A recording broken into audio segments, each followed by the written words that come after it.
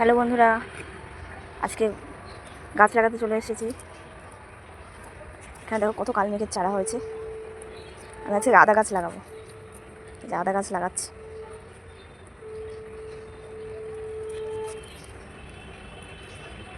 ঘরেরই গাছ হয়ে গেছে।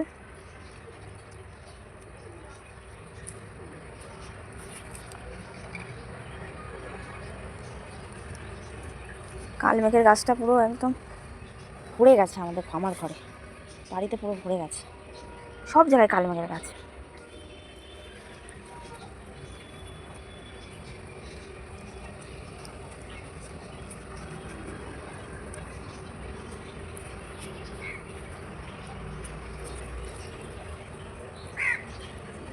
দেখি লাগানো হলো, এবার